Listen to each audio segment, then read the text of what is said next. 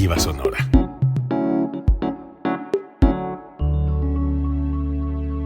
Código Libre.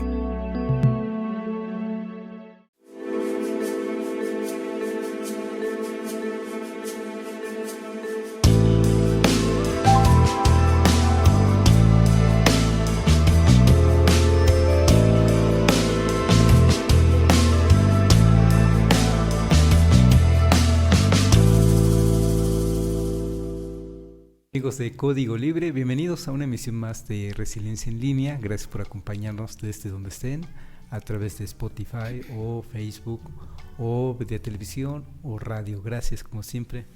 Hoy tenemos que por segunda vez a Adriana Macías Madero, segunda vez. Y siempre es padre platicar con ella porque además siempre tiene un gusto por todos los temas, por todo lo que haces. Y bueno, dije todos los temas, pero por todo lo que haces, ¿no? Tienes mucho gusto, por lo que veo, todo lo ves muy padre, muy bonito. Bueno. Vives en esta ciudad que es pequeña y también la ves muy bonita y entonces tienes un espíritu muy padre. Pues muchas gracias por eso. Bueno, la verdad es que yo creo que en todos lados hay como una cierta magia, ¿no? Y de pronto, bueno, la gente le va imprimiendo como personalidad en las cosas y a mí me gusta como encontrar eso y creo que aquí, por ejemplo, La Piedad me encanta por eso, porque tiene como un ritmo de vida súper tranquilo, la gente disfruta los espacios, las cosas que hace, de pronto todavía te encuentras a la gente y te saluda así como si los conocieras de toda la vida y yo de pronto digo, pues no los conozco, pero te saludan súper bien y eso se me hace muy bonito porque de verdad como que te cambia el sentido, ¿no? Del día, o sea, de hecho he oído, bueno, comúnmente mi abuelita solía decir, tú di los buenos días a todo el mundo y vas a ver cómo le cambia la actitud a la gente, incluso a la persona que veas como con el semblante más agresivo y serio, vas a ver que si le dices buenos días le cambias el día y si es verdad, no sé, te hace como que sonreír y aquí se siente todavía ese espíritu, por eso me gusta mucho estar acá. Desde la abuelita viene entonces la influencia. Sí tiene que ver con la personalidad y yo te digo que estás bien loca porque ¿quién se pone a estudiar trompeta? Ya me imagino a tus vecinos. No sé cuántas veces al día se quejan del ruido. Fíjate que ellos son vengativos, ¿eh? Bueno, de pronto nosotros hacemos ruido de día y ellos de noche. Luego tenemos así como unos vecinos que cuando son las 3 de la mañana pareciera así justo que son las 3 y empieza a hacer ruido así como de arrastrar fierros, como solda, el vecino es soldador, pues ahora sí que esa es su hora preferida para trabajar. Entonces, digamos que es la venganza perfecta. Se compensa. Ajá. Sí. Oye, y el tema que nos vas a platicar hoy también es parte de tu personalidad, según veo. Un tema que a la distancia pareciera lúgubre, pero tú nos vas a platicar y nos vas a hacer sentir que no es así y hasta nos van a dar ganas de dedicarnos a la antropología forense. Y entonces vámonos desmenuzándolo. Tú eres arqueóloga. Sí. Y hay una relación con la antropología. Claro, según entiendo, en algunos centros como la UNAM, primero estudias antropología y después arqueología. Pues, a ver, platícanos. Bueno, ahora sí que la arqueología es una rama de la antropología así en general, ¿verdad? Y la antropología forense vendría a ser otra rama, podría decirse, pero digamos hasta muy recientemente es que se está estudiando así como formalmente antropología forense, aunque aplicada, ya existe desde hace muchos años, ¿verdad? Porque, bueno, ha contribuido a rescatar la memoria histórica, por ejemplo, de contextos de guerra, de genocidios, de desapariciones forzadas masivas. Entonces es un ámbito de estudio bastante viejo, podría decirse, casi desde el siglo XX a mediados, a comienzos quizá los años 30, se relaciona con disciplinas como la criminalística, la psicología, el derecho, propiamente para ver cosas que tenían que ver con con el crimen, la violencia, de cómo era que la gente nos volvíamos agresivos y se hacían todos estos estudios, métricos de ver el cráneo, de ver, el comportamiento social de la gente y entonces ese tipo como de conductas se iban viendo por especialistas que en este caso tendrían que ser un antropólogo que ve patrones de conducta en relación a su medio, ¿verdad? Y pues bueno, de alguna forma se fue como ligando, o sea, fuimos como participando en estos procesos como de reconstrucción o de caracterización de procesos violentos, pero ahora está entrando como en un ámbito de trabajo como muy intensivo, digamos, por todo lo que está sucediendo no solo en México, sino en el mundo, ¿no?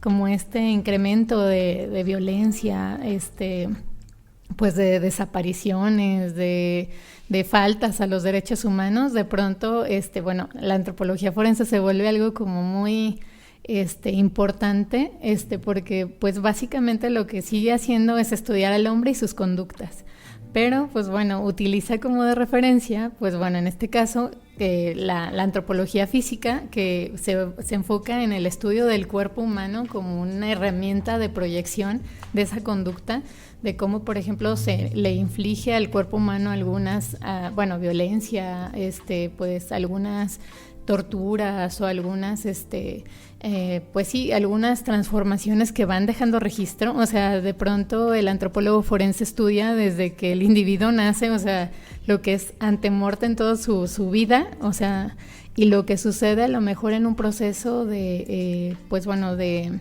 privación o de sometimiento, por ejemplo, que es la situación perimortem, ¿no? Que tendría que ver, por ejemplo, no sé si fue maltratado, si fue torturado, y ese tipo de registro se ve en el cuerpo, entonces se arma, digamos, un expediente.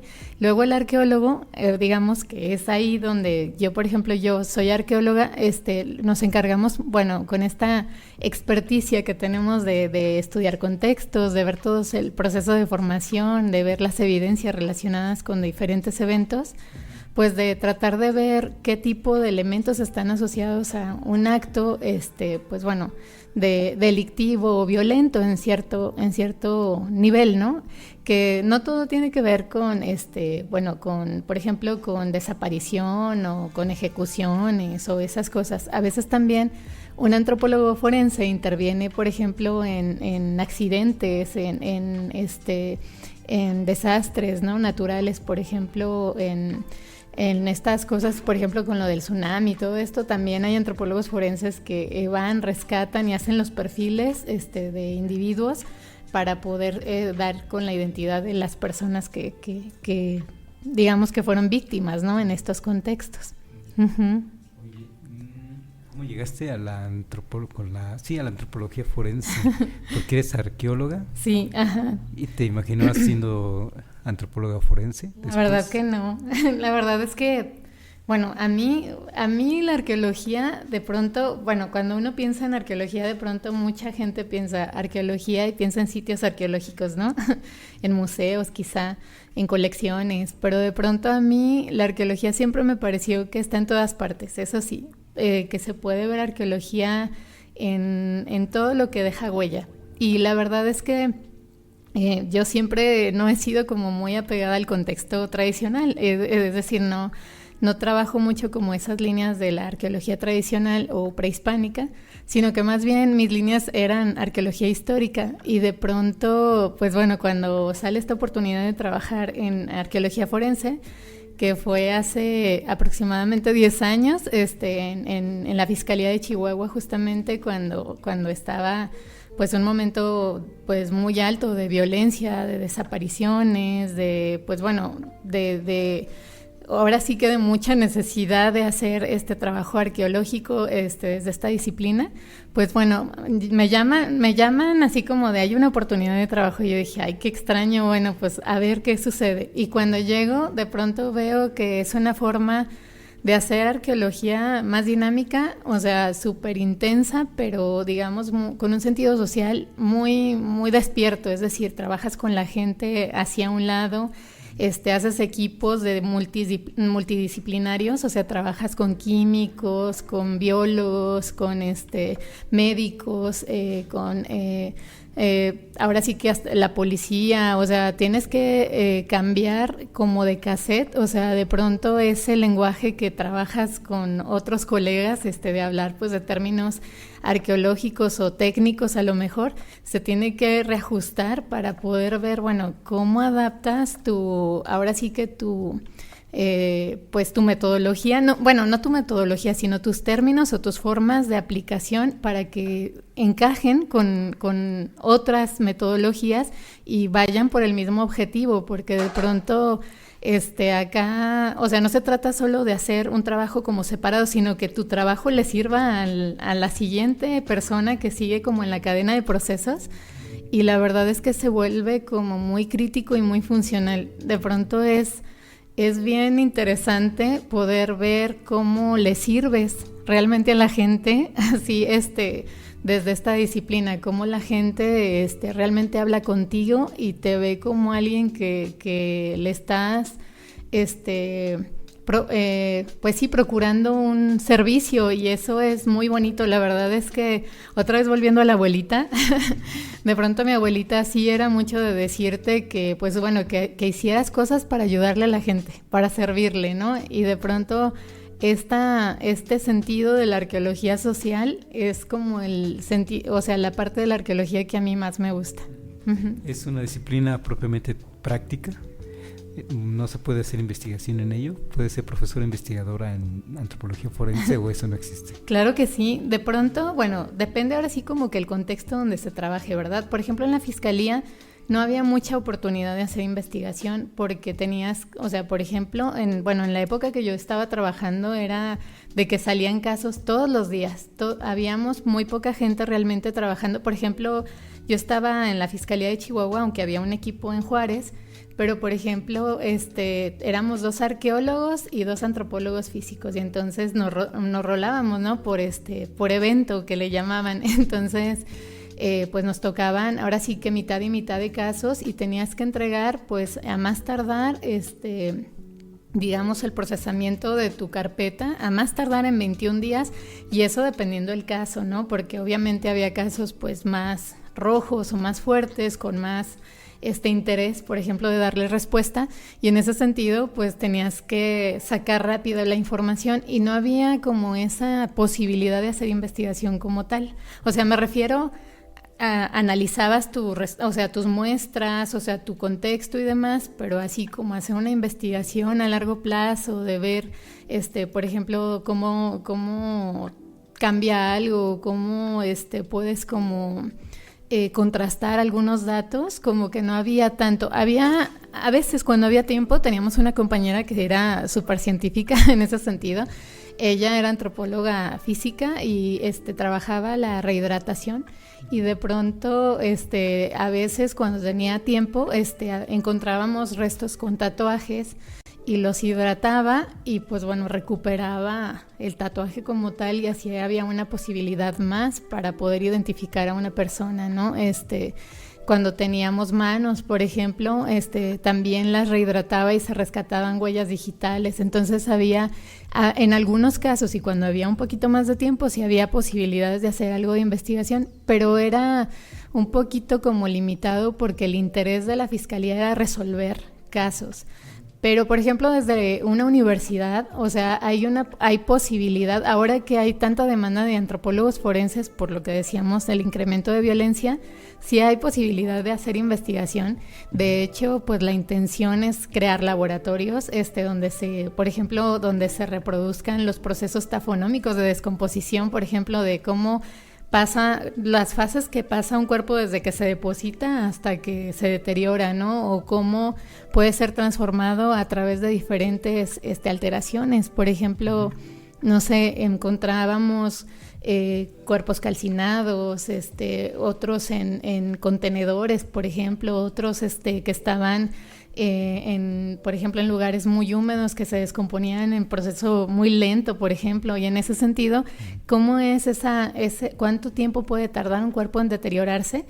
La intención, por ejemplo, de la investigación, hay un Hay una propuesta que es no muy reciente, pero que es muy discutida recientemente, que son las granjas de cadáveres, por ejemplo, uh-huh. que son como áreas de experimentación donde, por ejemplo, algunos gestionan el uso de cuerpos humanos para hacer investigación y someterlos a pruebas, de descomposición, de enterrarlos en diferentes, contextos, con diferentes condiciones y demás, y poder estudiar, pues, la transformación. Uh-huh. Esto, pues, éticamente, moralmente, para muchos es cuestionable, pero existe la posibilidad de hacer ese tipo como de granjas, pero con otros recursos, por ejemplo, utilizando cerdos, uh-huh. que es como una carne muy parecida a la humana y uh-huh. que podría servir también para la investigación. Entonces,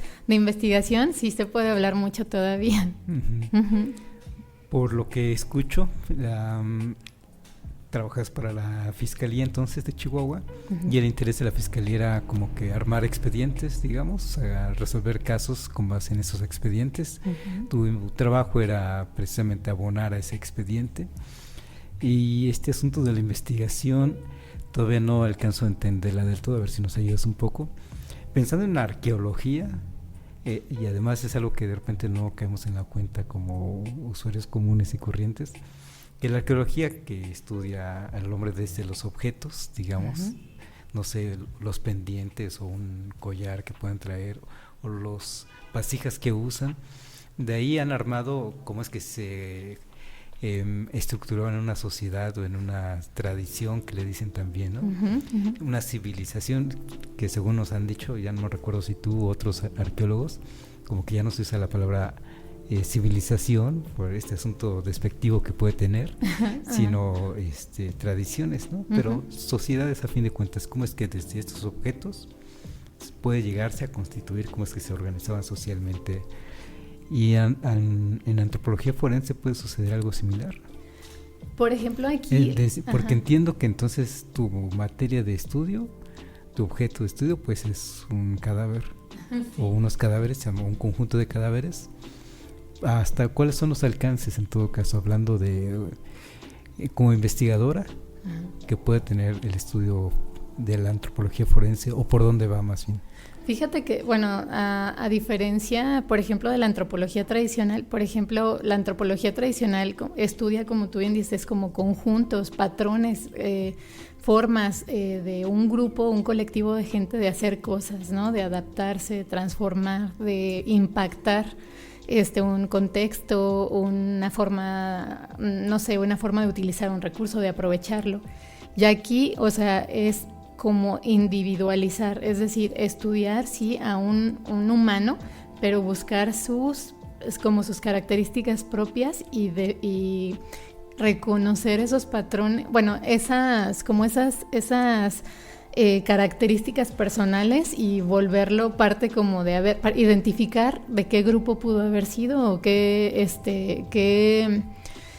personalidad pudo haber desarrollado como un solo individuo. Esa es como un poquito como la diferencia, es decir, la antropología general estudia como algo mayor, y esto es individualizar. De hecho, la idea, por la que surge la antropología forense y que se vuelve parte de las fiscalías, es porque es un recurso para identificar personas de forma inmediata o de forma eficiente, sin hacer, por ejemplo, pruebas más impactantes o destructivas, como podría ser, por ejemplo, la genética, que toma muestras de hueso, o que necesita ciertas partes del cuerpo para poder tomar muestras de ADN y cosas así.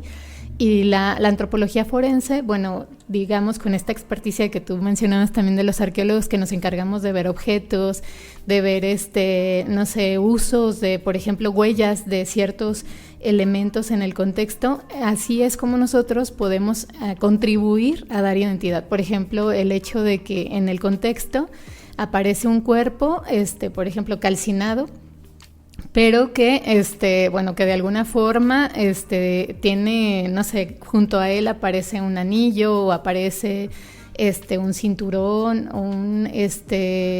restos de un cinturón, o lo que sería una prótesis dentaria. En ese sentido, pues bueno, se trata de hacer un perfil de identidad de esa persona, de ver, bueno, todo lo que está apareciendo junto a él y ver más o menos, por ejemplo, de cuándo es este tipo de prótesis, qué tipo de características tiene. Entonces, armar como una ruta de dónde pudieron venir los objetos, luego armar el perfil del desaparecido, o sea, como todo lo que puede identificarlo. Luego hacer entrevistas con posibles familiares, es decir, hay muchas personas que están buscando familiares. Vemos las coincidencias y se empatan carpetas, por decirlo así. Y en ese sentido es que cuando ya se puede hacer como un empate de carpetas, es que se pueden hacer a veces, cuando hay posibilidad, pues pruebas de ADN, si es que hay posibilidad. Es decir, por ejemplo, cuando son huesos calcinados y no hay, pues bueno, ahí ya no hay forma de sacar muestras de ADN, ¿no? Pero, por ejemplo, insisto que hay a veces pues tenemos estas prótesis o estas cosas que nos ayudan, y hay gente que guarda, que es muy recomendable guardar, por ejemplo, nuestras radiografías, nuestras digamos historias clínicas, al menos de unos 10 años, porque pues bueno, la vida no está prestada, ¿verdad? Suena feo, pero es cierto. Tengas que recomendar. Sí, es feo. Por si eventualmente desapareces, te pueden identificar. Es feo decirlo y que sea algo como tan común, ¿verdad? O sea, digo, es feo decir que podemos estar sujetos a eso. Uh-huh. Y de hecho, incluso también deberíamos de saber cómo dar perfiles para búsqueda, por ejemplo. Uh-huh. Es muy común que cuando decimos desapareció alguien, tenía ojos cafés, tenía tez, no sé, moreno y así, pero de pronto no decimos nunca rasgos que son más profundos como eso. Tenía una prótesis dental, tenía, no sé, una prótesis de cadera, o a lo mejor una cicatriz, entalado. Esas cosas son las que realmente te ayudan a rastrear. Está esperando encontrarlo vivo para empezar. Exactamente, y es muy doloroso. O si muerto, en buenas condiciones, sí, y no descompuesto, en un estado de descomposición, digamos. Y esa parte es muy dura, ¿no? Muy dolorosa. Ni siquiera nos lo imaginamos, y entonces cuando te preguntan por estas cosas, estos detalles, entonces ya te estás imaginando cosas más fuertes. Muy fuertes. Uh-huh, uh-huh. Sí. Es muy duro. O sea, la verdad es que por eso es que la antropología forense contribuye en cierta medida, desde lo que tú decías, a ver un poco como el proceso de ayudar a la gente a recuperar, pues bueno, ese proceso como de encontrar a sus familiares, pero de duelo también, es decir, de conciencia, ¿no? Porque sí, después de 10 años lo siguen buscando, y lo siguen buscando vivos, ¿no? Y de pronto es muy improbable, casi improbable, o sea, sí ha pasado, y sí ha pasado de que vuelven, que a lo mejor se pasaron al norte y no avisaron, porque sí pasa muchas personas que se van con el novio o que se fueron huyendo de alguna situación o algo y regresan vivos después de muchos años.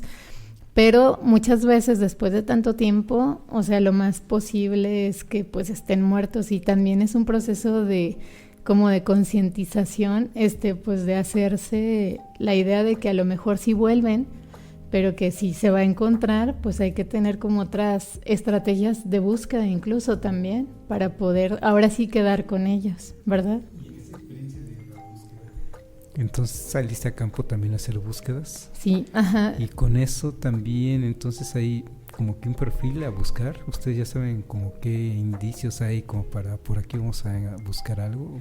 Eso se hace, ajá, de hecho son estrategias. Por ejemplo, nosotros como arqueólogos tradicionales tenemos como una digamos como nuestra escuela de campo nos dice que hay que hacer prospecciones, que es esta idea de como de identificar el contexto, de ver, por ejemplo, qué recursos hay, líneas de entrada, de salida, todo eso. Pero igual acá se hace eso, prospección, y se hace, pues bueno, lo que es una línea de vida. Pero aquí, por ejemplo, se ayuda con otras, pues decíamos con otros grupos, por ejemplo, participa la policía, municipales y demás. Los que están en la carpeta de investigación participan familiares incluso se hace una línea de vida donde se reconstruye prácticamente pues las 24 horas previas a la desaparición, como dónde estuvo, cuáles fueron las últimas veces que se vio, cómo, con quién andaba, todo, en dónde se vio y todo esto.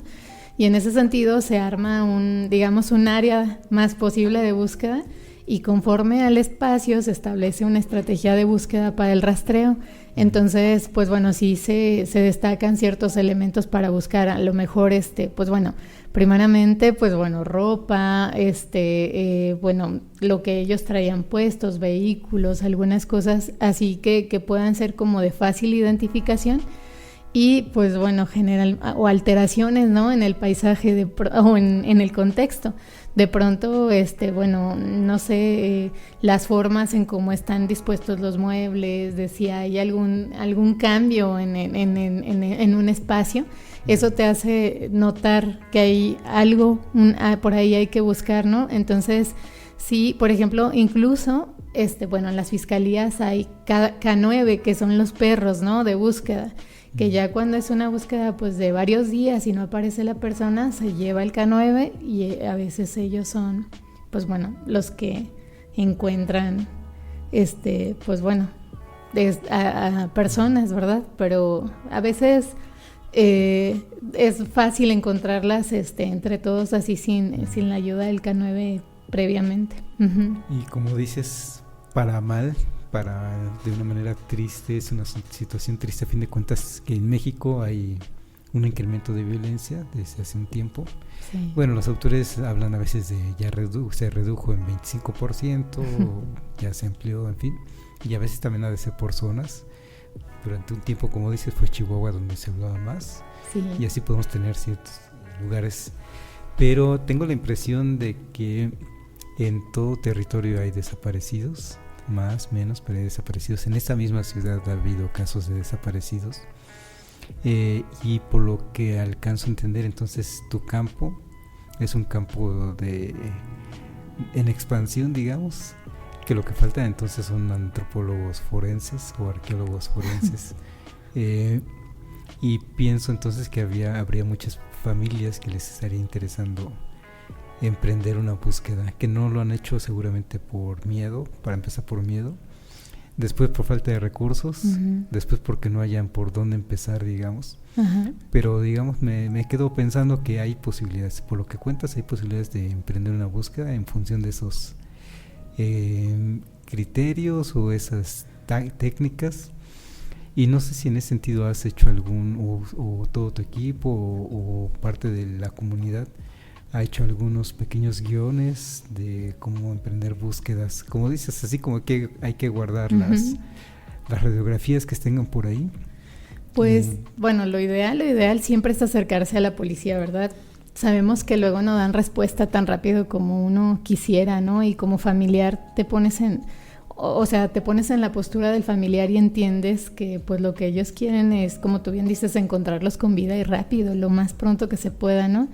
Y bueno, en todas las desapariciones siempre se sabe que las primeras 24 horas son las cruciales, pero de pronto, bueno, lo ideal en México y en el mundo, con el alto crecimiento de desapariciones, pues han crecido las instituciones, no solo, digamos, de las federales o las institucionales, como quien dice, sino las asociaciones civiles, de pronto gente que que son familias o padres que perdieron a un familiar o gente interesada en buscar a estas personas desaparecidas, que se arman ahora sí con equipo y estrategias para la búsqueda.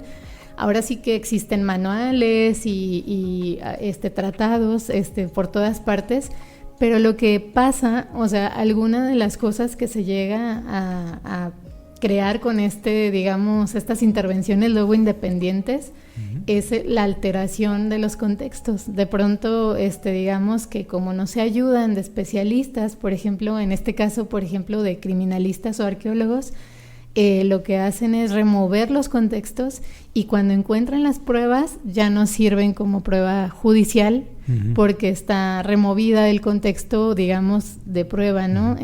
Por ejemplo, lo que pasó o lo que se dice, por ejemplo, con los chicos de Ayotzinapa, que se mueven muchas de las evidencias, pues tuvo que ver con esa intervención de las mismas asociaciones civiles que buscaban y movían algunas de los registros, y que al moverlas, pues ya no está justo donde debía aparecer, y ya no se puede leer el contexto como inicial, podría decirse, ¿no? Como virgen.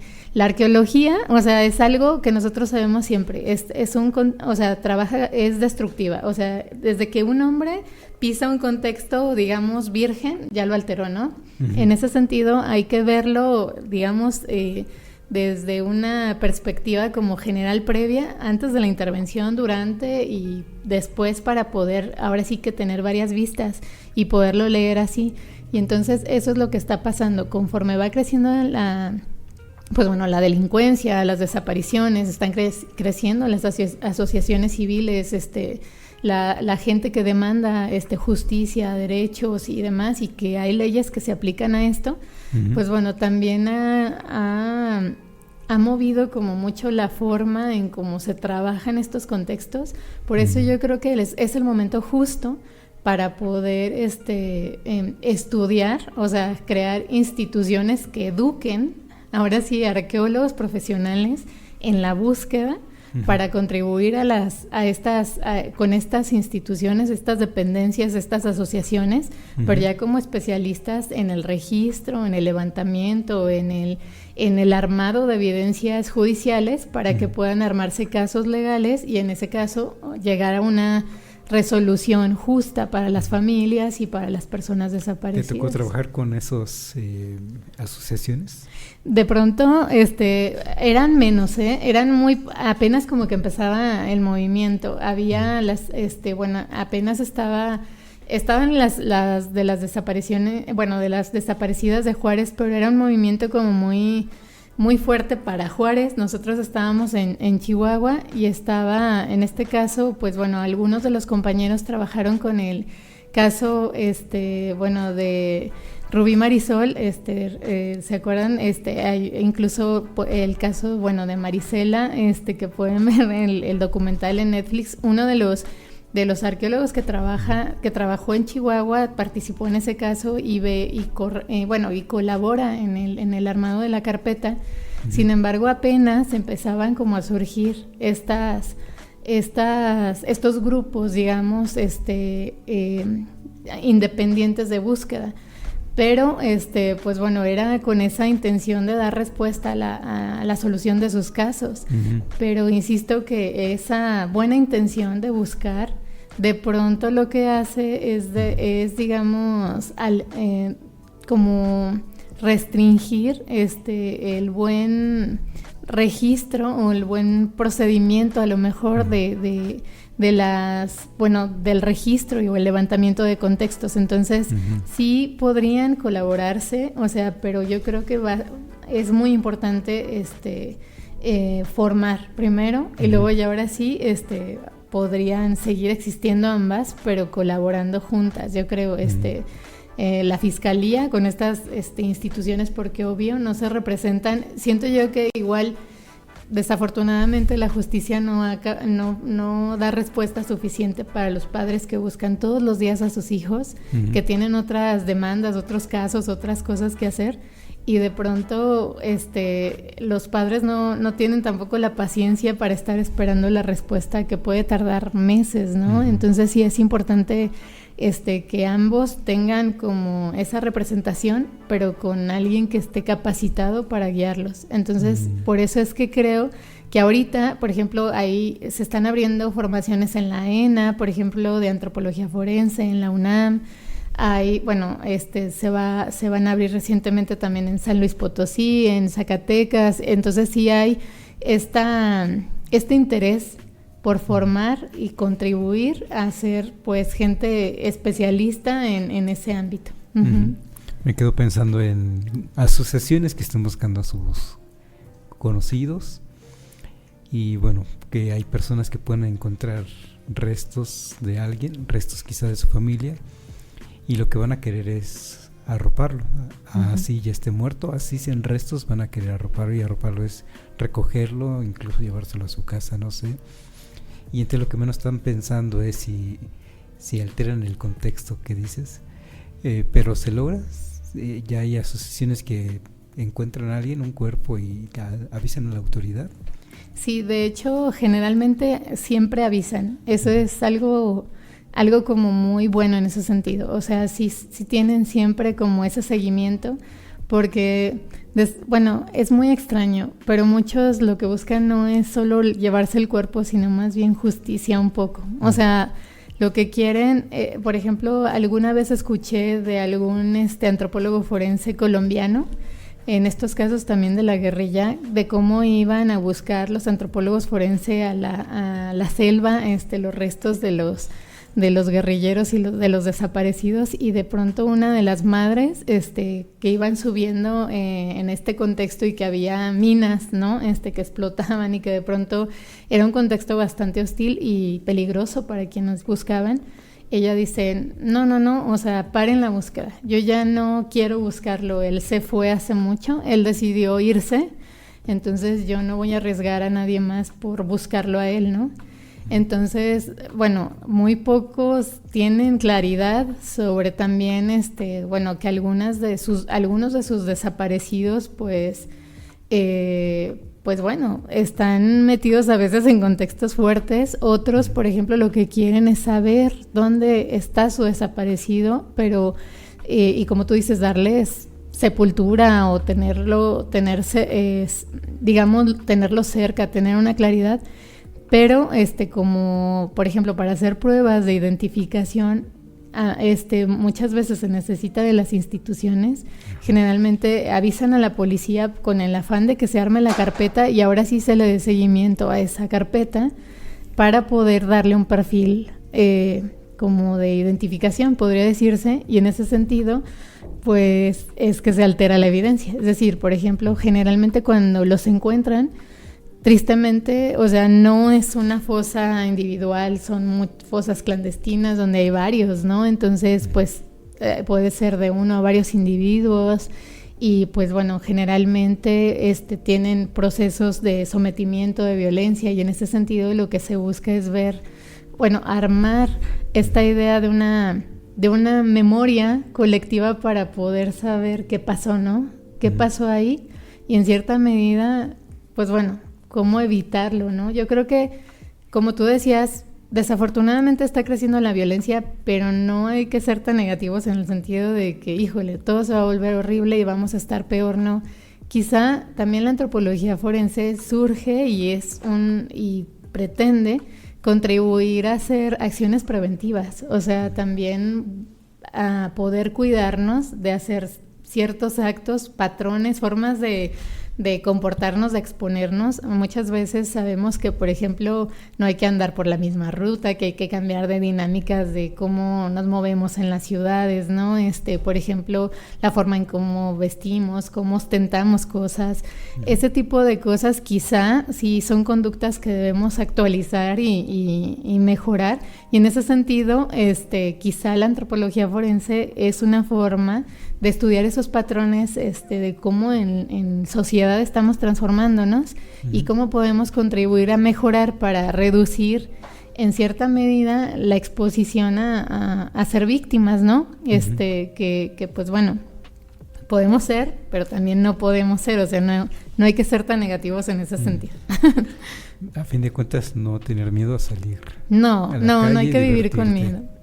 Yo creo que eso es lo peor, vivir con miedo. Yo creo que no se vale, o sea, la idea es eso, como más bien aprender a vivir con estas nuevas dinámicas. Tristemente, pues bueno, vivimos en una sociedad con más represión en muchos sentidos, estamos más enfocados en cosas banales, capitalistas, cosas que son de otro nivel y que a lo mejor nos han cambiado como la postura, ¿no? De la forma en cómo convivimos. Antes la gente solamente... Pues bueno, convivía para sobrevivir, para alimentarse, para aprovechar al máximo los recursos y los distribuía de forma más o menos equilibrada. ahorita restringimos, controlamos, digamos como que acaparamos y en ese sentido ejercemos poder y ejercemos violencia sobre otros, ¿no? Y eso es lo que causa cierta hostilidad y nuestra forma en cómo, pues bueno, exponemos estos vínculos y estas convivencias, ¿no? De pronto decíamos, por ejemplo, la antropología forense puede ver violencias ejercidas incluso en maltratos así, por ejemplo, de hijos, padres con hijos o gente que luego esclaviza, empleados, ¿no? Domésticos y demás por ese ejercicio de poder. Y en ese sentido es ver cómo nos estamos transformando como sociedad y cómo de pronto podemos corregir esos cambios para poder, digamos, cambiar pues ahora sí que de forma o reestructurarnos para corregir esas posibilidades. Es como estos cubos Rubik, ¿no? Que podríamos cambiar el destino si cambiamos las piezas, siempre y cuando sepamos reconocer en dónde estamos mal para poder modificar como esa estructura. Eso es básicamente, o sea, la antropología forense no es fatalista, no es así como de viene porque todo se está poniendo mal, no, sino más bien viene para identificar qué está pasando, en qué estamos mal y cómo podríamos como sociedad corregir esa cosa que está mal y pulirla y irla modificando. Claro, es trabajo colectivo, ¿no?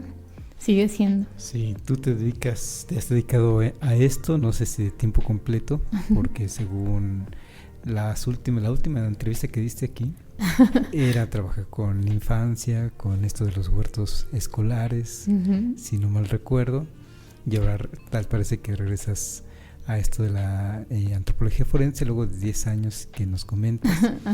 Y digo que regresas porque ahora me estabas comentando que vas a cambiar de lugar de trabajo para dedicarte a la antropología forense. ¿Nunca has sentido miedo? ¿Nunca te has sentido amenazada? Fíjate que, bueno, es bien extraño, hasta yo la verdad, o sea, por ejemplo, hemos tenido como convivencia con diferentes antropólogos de diferentes partes de Latinoamérica y ellos sí, por ejemplo, los de Colombia decían que su contexto era como muy violento, que incluso a ellos les ponían bombas, por ejemplo, en los carros o así los desaparecían. Recientemente en México yo he visto que algunos antropólogos sí han desaparecido, pero, por ejemplo, insisto que también es esta forma quizá de cómo nos involucramos y cómo nos relacionamos para poder dar solución a algo, ¿no? De pronto, ¿qué tipo de estrategias incluso creas para vincularte? Yo la verdad pensaba cuando entré sí, cuando decía, híjole, antropología forense, como que tenía ese gusanito de Dios, a lo mejor es muy difícil, pero el contexto lo sentí muy noble, en el sentido de cómo todos colaboraban para resolver algo, cómo la gente misma al abrirse y contarte sus historias de cómo desaparecía su familiar, cómo lo buscaban, cómo esperaban en ti algo, te sentías parte de eso. Y de pronto yo la verdad nunca me sentí amenazada como tal. Y esto que mencionas de, bueno, trabajar con niños y luego con estos contextos, de pronto creo que desde niños es que hay que enseñarnos a eso, a ver, pues bueno, a formarnos como sociedad, a convivir, a ver contextos sanos, ¿no? De relación entre nosotros, en generar vínculos de diferentes tipos con diferentes grupos. Es decir, por ejemplo, ahora los niños que salen a la calle sienten miedo a veces de que ven ciertas, por ejemplo, acumulaciones de personas, bolitas de muchachos o ruidos o cierto tipo de música. Estereotipamos mucho, ¿no?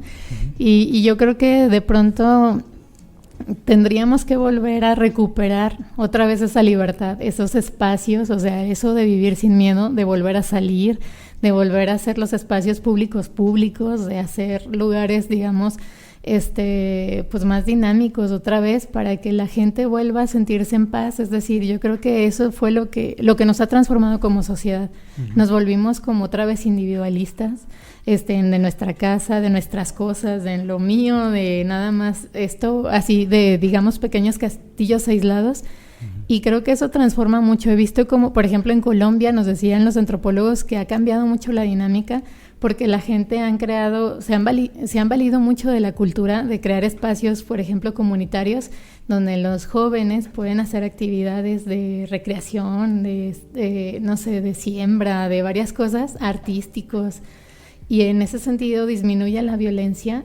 Y eso, pues bueno, ha cambiado un poco la dinámica. No, o sea, sigue habiendo violencia, pero ya en cierta medida, pues en otros niveles, ¿no? O sea, a lo mejor, obvio, no se va a cambiar el mundo en un parpadeo, pero puede ser reprogramado de a poco.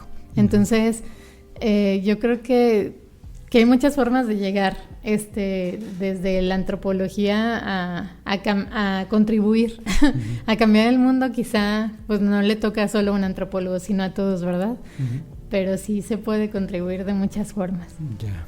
Bueno, yo conociéndote, que te dedicas a la investigación, pienso que tienes esa inquietud, que bien te vas a dedicar a la parte más técnica de una profesión, como la antropología forense, según lo narras, pero que eventualmente te gustaría estar publicando algo al respecto, y ojalá sea así. Y en estos grupos de colaboración que comentas, dices, puede haber antropólogos, arqueólogos, psicólogos. ¿No mencionaste médicos? ¿Puede haber médicos? Médicos también, sí. Sí, de hecho, eso es lo rico. Son grupos disciplinarios bastante amplios. Por ejemplo, bueno, acá en la Fiscalía hay médicos, hay psicólogos, genetistas, biólogos, pero la idea es que sí haya, o sea, hasta artistas, ¿no? O sea, porque de pronto, ¿cómo exteriorizas, por ejemplo, la violencia, el miedo, la desaparición? ¿Cómo le haces a un niño ver? O sea, por ejemplo, nosotros en el área de antropología, te digo que había momentos creativos y había, de repente, llegaban chicos del área de artes y entonces nos decían, nosotros queremos hacer como la representación del cuerpo, o sea, como, pero de una forma artística, como el esqueleto, pero cómo lo podemos como proyectar de forma artística. Y entonces nos llevaban cosas pintadas de muchas formas o el cuerpo armado de muchas formas, y en ese sentido también es eso, ver, pues bueno, ver como ahora sí como el mundo desde muchas perspectivas y cómo lo podríamos como compartir, ¿no? Porque de pronto eso es lo que me gustó de la Fiscalía en cierta medida. En la academia luego nos volvemos especialistas, ¿no? Muy especialistas, y entonces yo trabajo algo muy específico y ya este es mi sector y lo desarrollo, pero ya no lo comparto, o sea, yo soy el especialista y no lo comparto tanto con alguien más, solo hay con unos cuantos, pero acá, o sea, la cosa es que tú tenías que traducirlo de alguna forma, procesarlo para que se encadenara con el siguiente eslabón, para que se pudiera armar algo y generara, digamos, una línea de expedientes o una línea de, digamos, un armado completito de un discurso para que ahora sí tuviera una funcionalidad. Y he ahí el reto, ¿no? De pronto poderte comunicar, como tú dices, con un médico, con un psicólogo, con un genetista, y poderle hacer ver que lo que tú estás diciendo le sirve a él y que él te diga, bueno, ahora que vayas a campo, búscame tal cosa, ¿no? O sea, quiero esto de lo que tú me trajiste, ahora me gustaría más encontrar este otro pedacito, ¿no? Y entonces empiezas a ver qué me sirve, o sea, de campo. Ahora, o sea, yo como arqueólogo a lo mejor me fijaba mucho, como tú decías, en las evidencias, en lo material, en a lo mejor en lo que quedaba del cuerpo, pero a lo mejor el químico me quería que yo le llevara una muestra de suelo para poder ver, pues bueno, el proceso de descomposición, ver qué comió el individuo antes de morir, ¿no? Ese tipo de cosas. Y entonces en el registro, pues ya voy poniendo atención qué le puede servir al siguiente. Y te vuelve, pues eso, más interesado en los demás y en todo un proceso de comunicación, y esa es la idea. De hecho, bueno, acá con la intención de abrir algo en San Luis Potosí, es eso, hacer redes de colaboración entre pues investigadores de diferentes sectores para poder armar ahora sí un equipo como de trabajo y poder ver, o sea, un universo de posibilidades y hacer como eso, ahora sí, investigación y ejercicios teórico-prácticos de lo que podríamos hacer como antropólogos forenses, o sea, desde la línea antropología forense, obvio con esta multidisciplinaridad y pues ayudar a hacer, ahora sí que suena idealista, pero un mundo mejor, ¿verdad? ¿Y a dónde te vas? ¿A una asociación, a una universidad, a una fiscalía? Voy a la Universidad Autónoma de San Luis, ahí en la licenciatura en arqueología, ahí es que vamos a empezar a trabajar esta perspectiva. Ya, a fin de cuentas, entonces una universidad es un ambiente del cual estás familiarizada. Sí, ajá. Y sí, yo lo siento más agradable, digamos, que un ambiente en donde puedes estar con ministerios públicos, con gente armada, con personas que a fin de cuentas fueron muertas con violencia y entonces pueden haber contextos violentos alrededor. Por eso es que siento que puede ser más agradable estar en una universidad que en este otro contexto que te comento, pero me dices que nunca te sentiste amenazada y entonces no, pues lo que ves que eres una persona valiente porque has estado en uno u en otro y a fin de cuentas se trata de, como dices, generar, y esa parte es interesante, generar lazos de colaboración, llegar y sembrar la semilla de esa colaboración social. A fin de cuentas esa es una parte importante, es sembrar semilla para colaborar, para generar comunidad. Sí, se siente de verdad que como te decía al inicio, de pronto como te proyectas con la gente, ellos te cambian el semblante. O sea, obvio tiene uno la imagen del federal de caminos que es serio y rudo y con su pistola. De pronto, híjole, veías cómo, o sea, cómo al hablarle de otras formas te cambiaban, incluso hasta te ayudaban muchísimo, te cuidaban, ¿no? Porque pues obvio era entrar junto con ellos a los contextos y entonces ellos te cuidaban la espalda y tú también tenías que estar atenta de ver que también él no le pasara algo, que tenías que decirle, mire, yo estoy buscando tal cosa, y entonces él también colaboraba contigo y te decía, mire, arqueólogo, esto, mire, aquí lo que vi. Entonces de pronto te volvías parte como pues de un equipo muchísimo más grande y era pues bonito, porque de pronto, pues sí, era, pues o sea, te sentías seguro y o sea, sí había contextos diferentes, por ejemplo, a la arqueología tradicional, donde llegas, haces tu retícula, pues con todo el tiempo del mundo, levantas, ¿no? Registras, tomas fotos. Acá no, era a veces no podías hacer ni retícula porque porque el evento, o sea, así le llamaban, el evento había sido hace muy poco y entonces los malos podían estar cerca, entonces tenías que levantar lo más rápido posible, entonces estaban como vigilando y tenías que recoger. Entonces era pues así, llegar rápido y levantar lo más rápido posible, pero de pronto era como que esa dinámica de, bueno, al menos yo nunca me sentí así con miedo. O sea, creo que lo más tenso que llegué a sentir fue cuando los medios de comunicación, que sí de pronto son así súper invasivos, de cuando hay casos como muy fuertes, se meten casi, estás tú excavando y están casi encima de ti así trepados, pero creo que en general es un ambiente, pues híjole, o sea, sí, no puedo decir que agradable, porque como tú dices, tristemente hay gente que muere violentamente, pero sí te cambia la dinámica de la forma en cómo tú te proyectas con ellos. Entonces sí se pueden hacer muchas cosas. Y yo creo que hay mucho que hacer todavía y cosas muy buenas. Pues Adriana, nos vamos a despedir, yo creo. Ujú. Este tema fue por demás interesante, es importante también. Quiero decir también que es esperanzador por lo que comentas. Si bien lamentablemente hay defunciones de por medio, pues me quedo con lo que dices. Se trata de generar esperanza Ujú. y de generar comunidad, o una comunidad con esperanza, o una comunidad que es solidaria ante el dolor de las personas Sí. que son parte de esa comunidad, y que tú de una manera muy valiente te estás sumando a estar trabajando con esas familias, esas comunidades que están pasando un dolor muy fuerte porque son parte de sus familias, ¿no? Si estamos buscando a alguien es porque hay un cariño ahí especial, y además tenemos, como también lo destacaste, la intención de que haya justicia. Ujú. Que bueno, falleció nuestra persona cercana, pero queremos que se dé justicia. Y en esto pues hay que saber los procedimientos para que, como dices, no de repente una eventual prueba no quede inválida por no haber manejado bien la situación. Ujú.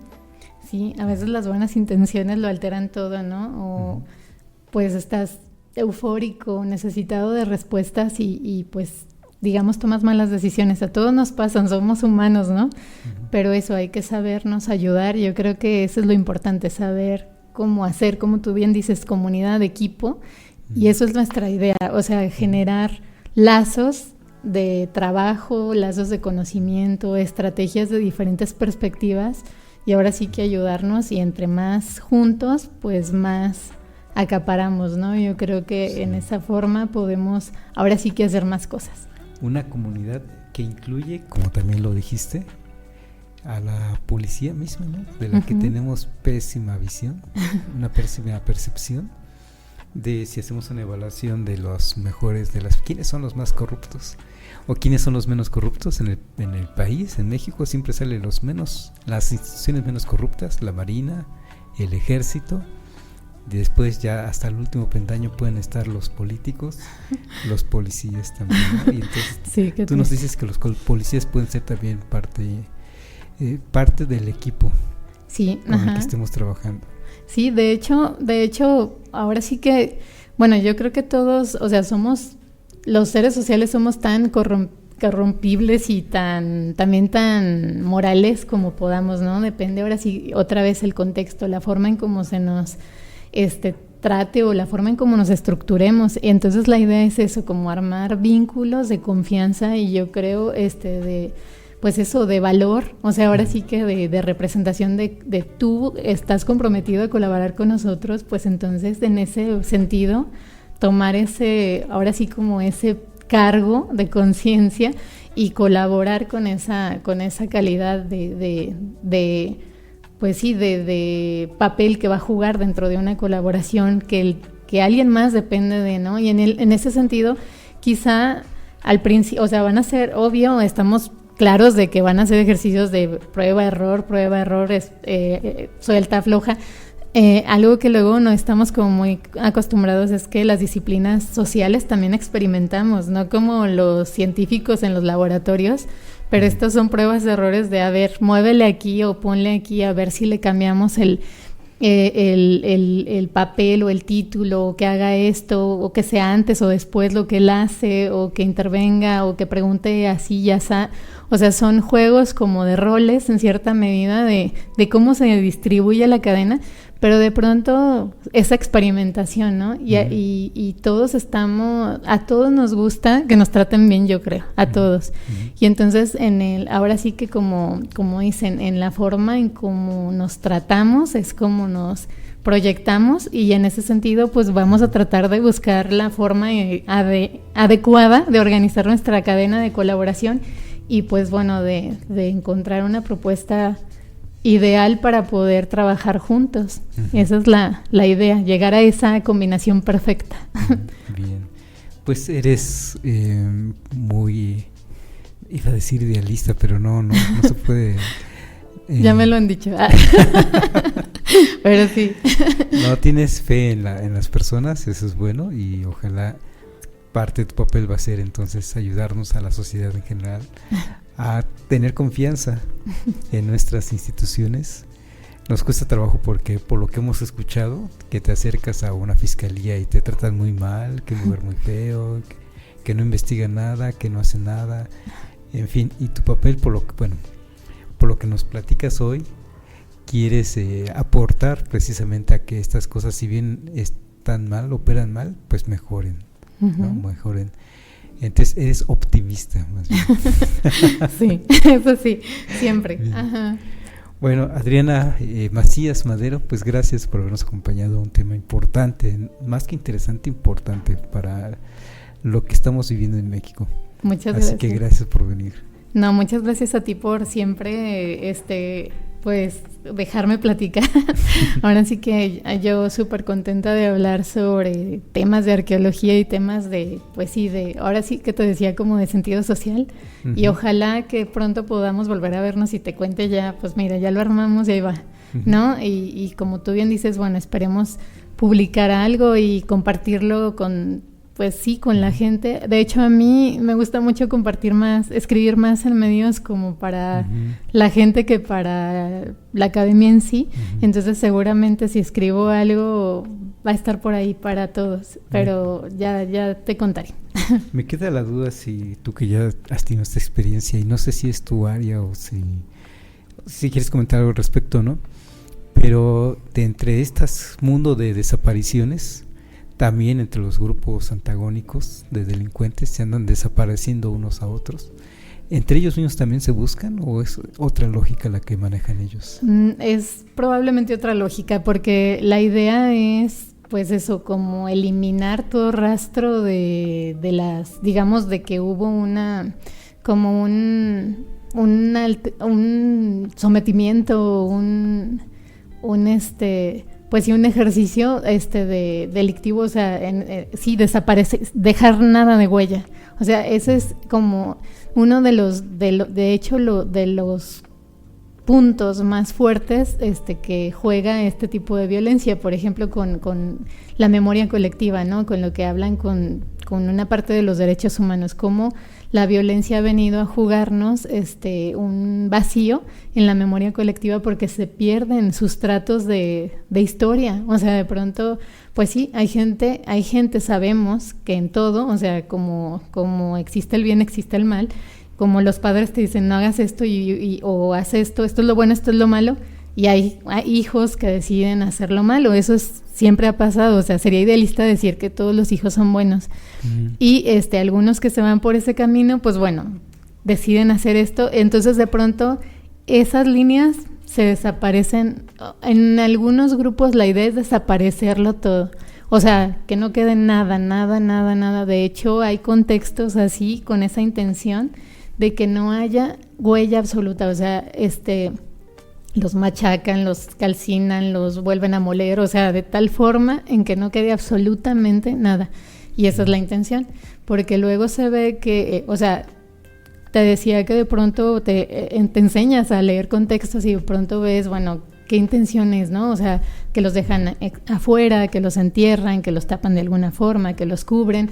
Hay otra forma, como una cercanía con el cuerpo, en la forma en cómo se trata, o sea, con el individuo que está ahí, de la forma en el tratamiento que se le da, y pues la forma de quererlo desaparecer es prácticamente ejercerle una violencia de tal punto que nadie más vuelva a saber de él y que nadie más, pues, lo reconozca. Por lo que comentas, sería una pésima idea acercarse a un grupo delincuencial para preguntarle si le puede decir dónde está tu familiar, porque la idea es precisamente que no aparezca.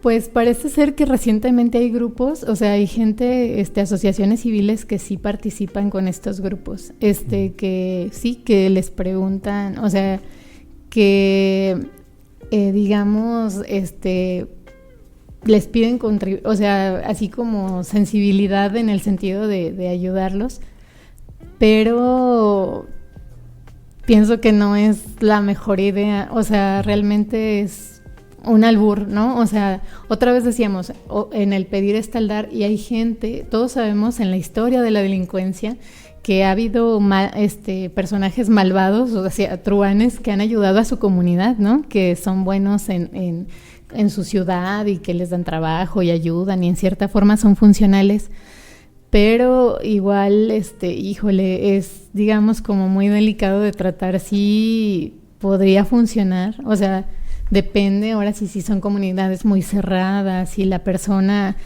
quien busca es muy cercana a la persona con la que sabes que pudo haber estado relacionado tu pariente que posiblemente desapareció, perdón, quizá haya una posibilidad, pero sí es delicado, sí sigue siendo delicado, entonces por eso insisto que más bien debe haber como cercanía y ahora sí que con la gente que sabe leer los contextos y también establecer, bueno, ¿qué quiero, verdad? Como tú decías, bueno, hay gente que quiere sus restos para enterrarlos, hay gente que quiere justicia, ¿no? O sea, hay gente que probablemente ya sabe incluso qué le pasó a su familiar y lo que quiere es tenerlo para enterrarlo nada más. Uh-huh. Pero hay gente que sí quisiera justicia y entonces en ese caso pues no es como conveniente acercarte a ese tipo de grupos, ¿no? Okay. Uh-huh. Adriana, pues gracias por la charla. Muchas gracias. Muy interesante, muy importante. Gracias. Y pues amigos, gracias por acompañarnos desde donde están. Gracias como siempre a Felipe, a Jaime, a Gerardo que nos permiten transmitir desde Código Libre. Esto fue Resiliencia en Línea y nos vemos en la próxima. Gracias.